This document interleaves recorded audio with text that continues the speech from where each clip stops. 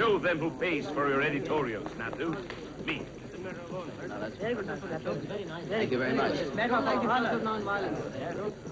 someone who'd like to see you. Tell him in a little while. It is Servalaj Prahlad. Prahlad? Prahlad is here? Yes, especially to meet you. Don't stand there. Take me to him.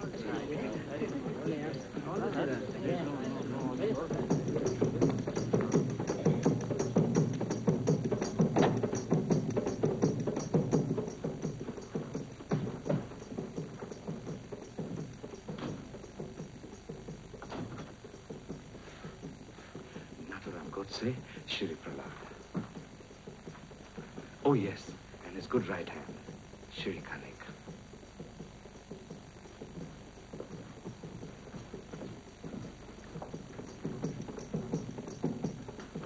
I have been looking forward to this meeting, Natram. For me, it is a great honor. I've read every line you've ever written. In fact, I've made your political philosophy my own. I know. I have been following your work ever since Professor Datra first showed me your prize-winning essay. Revolution and Reform, you know it. Indeed. When you graduated, I was responsible behind the scenes for getting you your first newspaper job. That is most flattering. But for several years now, I've been waiting to be called into your society. First, you should understand very clearly what it means to become one of us. You must be prepared to sacrifice your life. Nothing less. Try me. There is something perhaps even more difficult for a young, hot-blooded man like you. You must forget marriage entirely. You must be free to risk everything without fear of family reprisal. You must take an oath, not only of complete obedience, but also never to marry. There's no woman who stands in my way. Not now, perhaps, but you are still young. If, after all I have said, you are still not deterred, let me finally warn you. There is no turning back from our society. The vows are taken for life. No one can change his mind and resign. If you have tried, it pains me to say. Are you still so anxious to join us, Natram Godse? If you will have me. I shall be here 2 nights from now, Natram. Return then at the same time, if your decision has not changed. It will not change. And remember, no one must ever know what we have discussed here. They never will.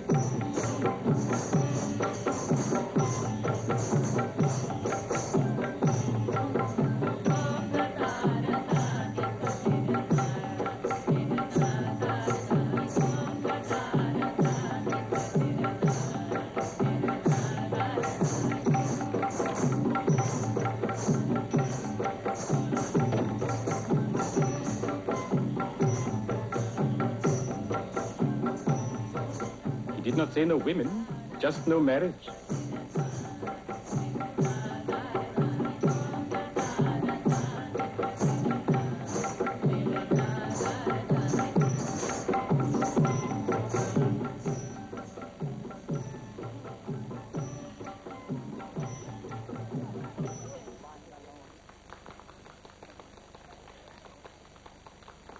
Please don't destroy it.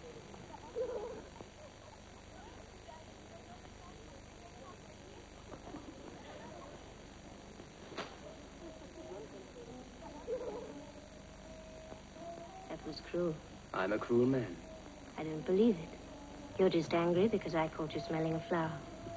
Stupid, wasn't it?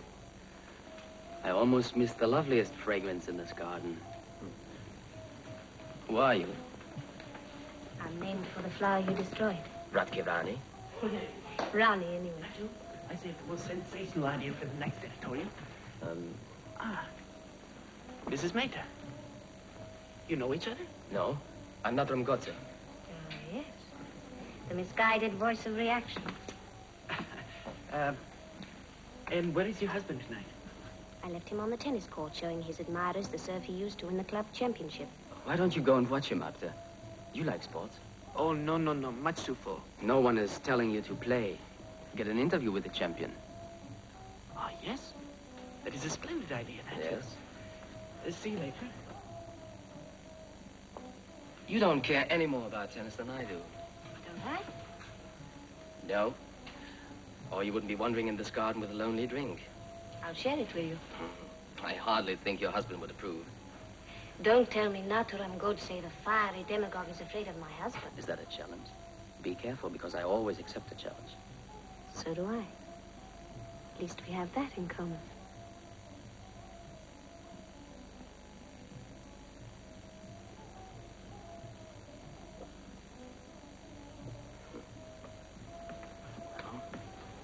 How would a woman like you have heard of me?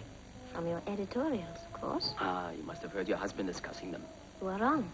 I do all my own reading and thinking. One of these modern, emancipated women. I prefer a woman to know her place and not try to be so sophisticated. Are you always so difficult? Our points of view are different. Very. We're having some people to dinner 2 nights from now. Come up and hear the other point of view. I assure you, Mrs. Mehta, at this moment, your house is the last place in the world I would go.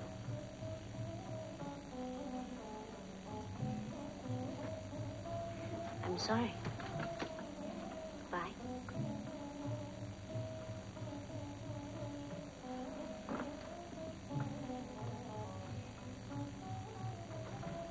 Please, let me go.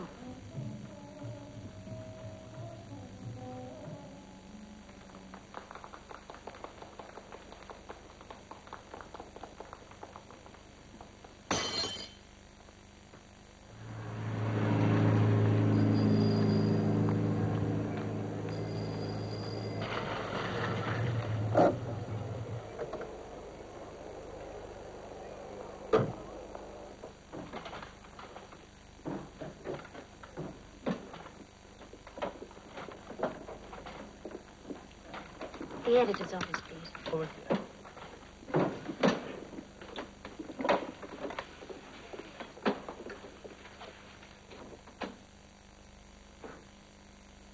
Oh, Mrs. Mehta. Well. What a pleasant surprise. That isn't surprise on their faces. It's shock.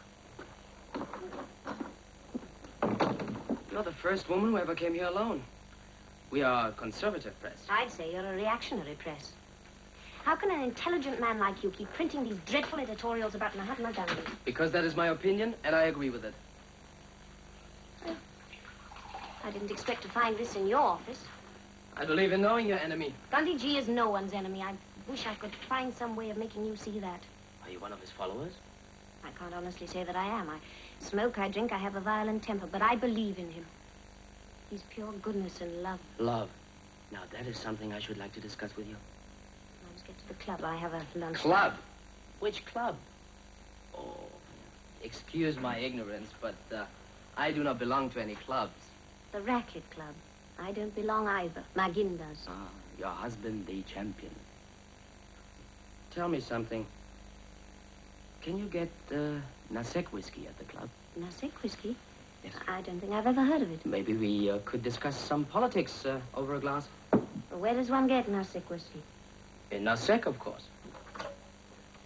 We could go there on Tuesday, if you like. I'm free then. Tuesday? We could meet on the 7:20 bus. It's not a bad ride. Just one change at Nasek. We'll have lunch in a charming little inn outside the town that serves excellent Nasek whiskey. You sound as if you do this quite often, Mr. Godse. I've been there before, but never with a follower of Gandhi. Is that another challenge? Does it frighten you? I've heard you believers in nonviolence must possess absolute courage.